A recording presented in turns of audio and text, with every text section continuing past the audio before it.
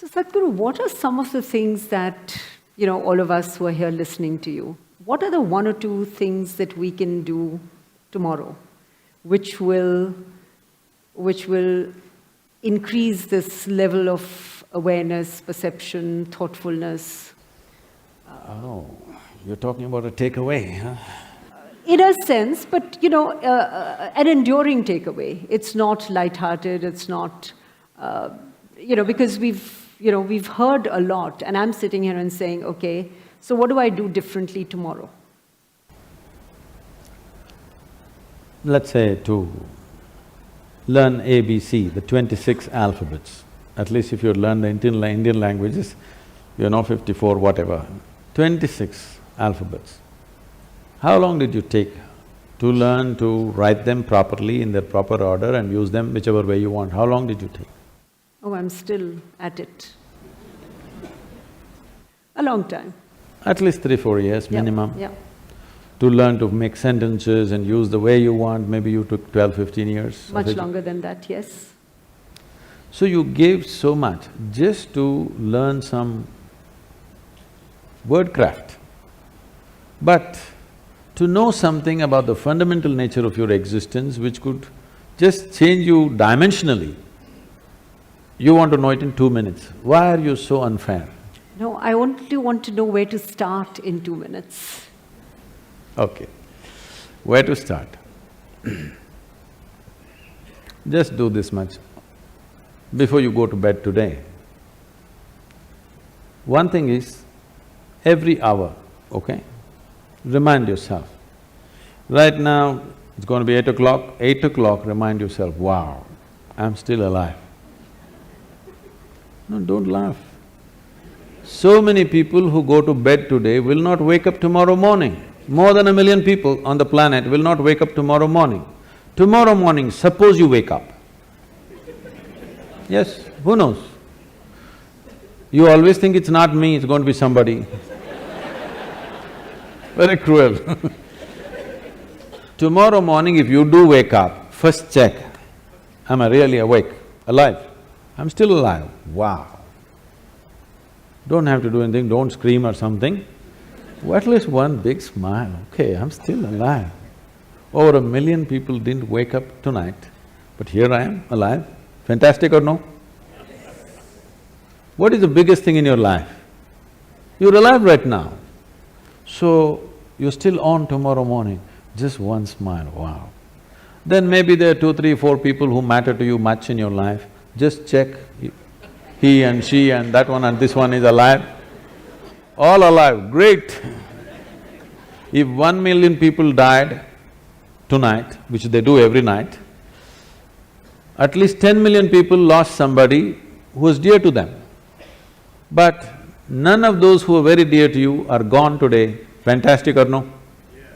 Another big smile, don't tell anybody. Just smile, okay. Great. 8 o'clock in the morning, wow, 8 o'clock, still alive. Every 1 hour, just do this exercise, okay? Every 1 hour, just remind yourself, check, on. Please understand this. If you think about God, you will become hallucinatory. Only when you are conscious about your mortality will you want to truly know the nature of this life. When you know, you're on right now and tomorrow morning you may be poof, gone. Now you want to know, what the hell? What is this? I'm real right now, but tomorrow morning, gone. So many people who are so real and on, suddenly gone. Can't believe, where did they go? But you thought about it for 10 minutes and then you got busy. You had to text, my father is dead. But remind yourself of your own mortality, let the question deepen. If you can do it every moment, it's great. If you cannot, at least once an hour, remind yourself that you're mortal. You're not immortal, you're mortal. If you know that you're mortal, suddenly you will see in a few days you have no time to do any nonsense which doesn't mean anything to you. You will do only what really matters to your life. You have no time to do any rubbish with anybody. You will have time only to do the best things that you want to do, what you truly care to do in your life, and nothing other than that. And that's what you should be doing because it's a very limited amount of time.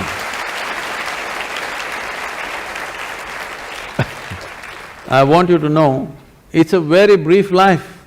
That is if you're a joyful person. If you're a miserable person, of course it's a long life. So, if you're joyful, if you live for 100 years, it's gone too quickly. If you're miserable, what a long life you will live, you know. So it's a very brief life.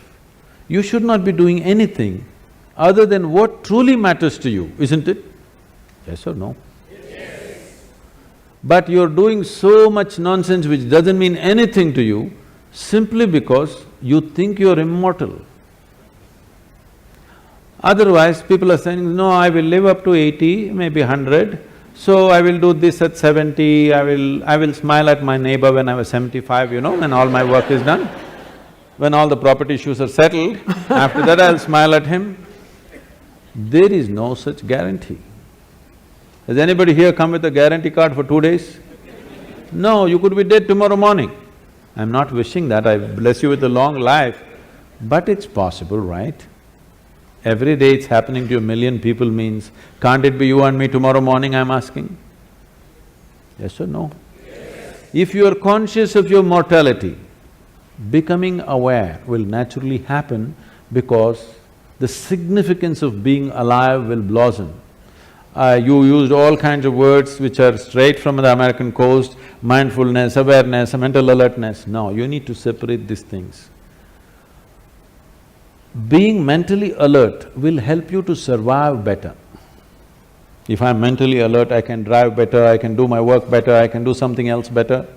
It's survival. Right. Awareness is not about survival.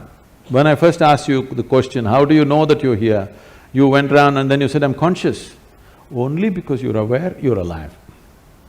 Your awareness is aliveness, your aliveness is awareness. The question is only about how alive. Lot of people think if they're 50% alive, it's pretty good. Yes, you can survive 50%. But you need to understand, if we want to torture somebody, if you want to torture somebody, what would you do? You'll kill them? Suppose you got employment in hell, let's say. You are given the job of torturing people. What will you do? Kill them? Hello? No. No. Keep them half alive.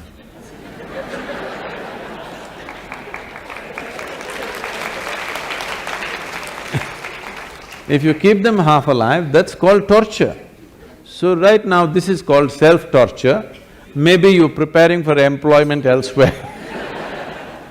Because right from the age of 2 or 3, people, your parents are asking you, what will you become, what will you become, what… Well, I'm born as a human being, I'm supposed to strive to become a human being.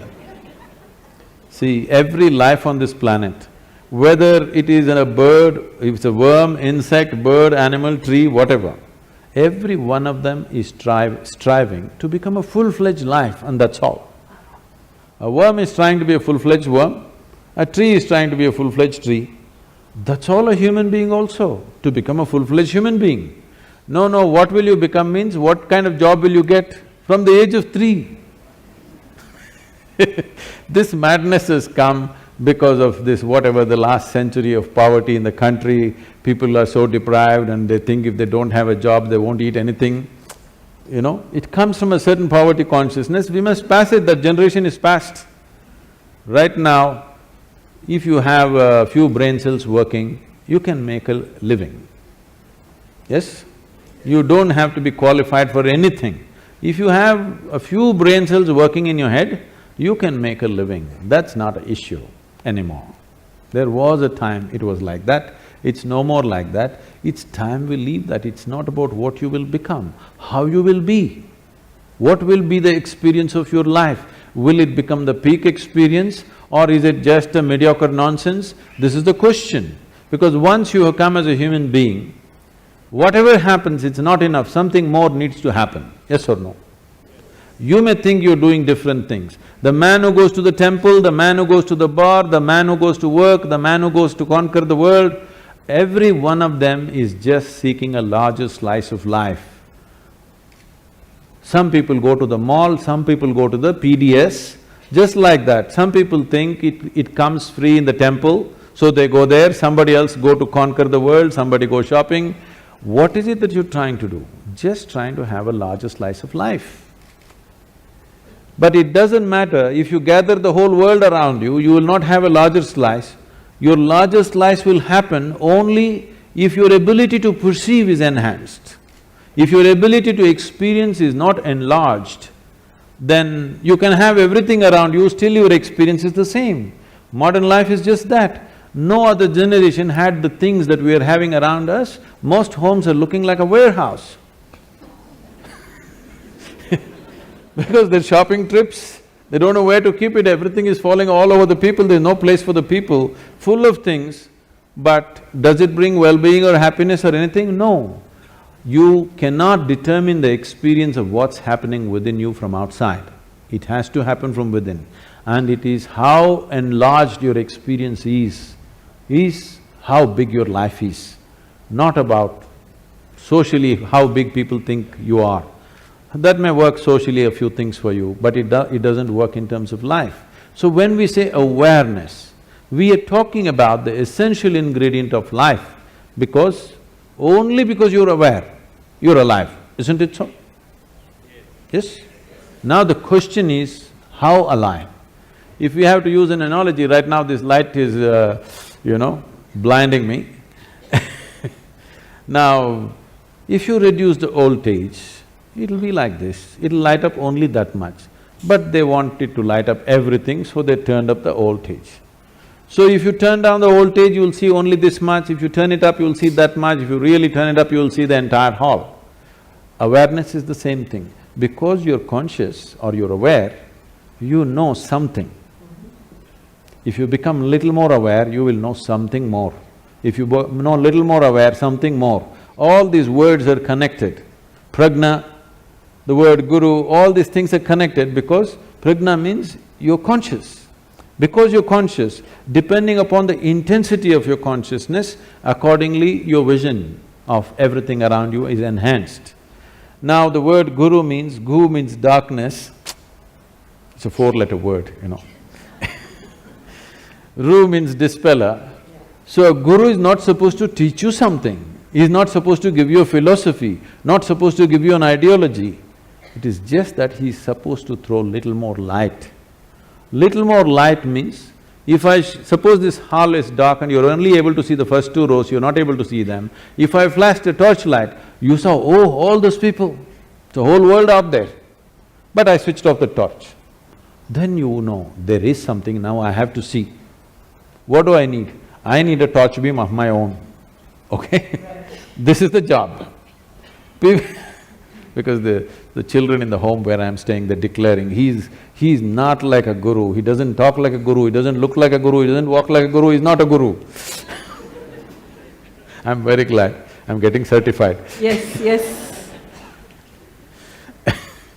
Now, about seeing everything the way it is, because if I want to walk through this, there are a whole lot of people right now, belief systems.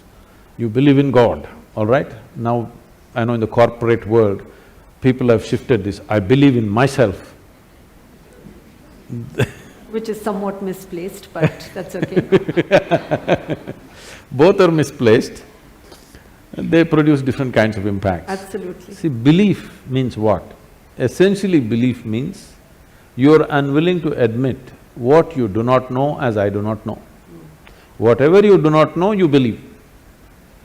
If you believe, what it does to you is, it'll give you confidence. Confidence without clarity is a disaster. Right now, let us say, I cannot see these people, my vision is not clear. But I have great confidence, I'm going to walk through these people. You know what I will do?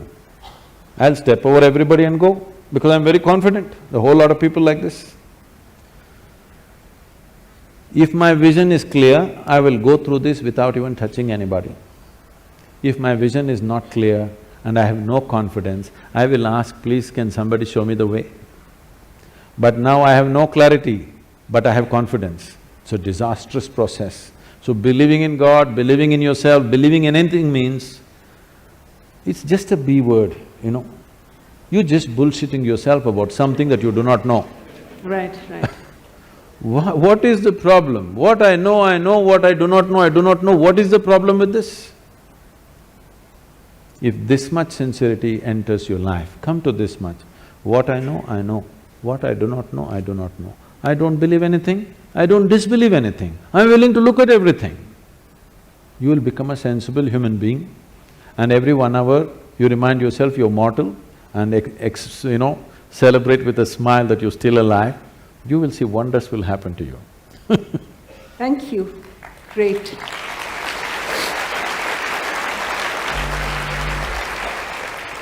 So even a free-flowing… It's 8 o'clock.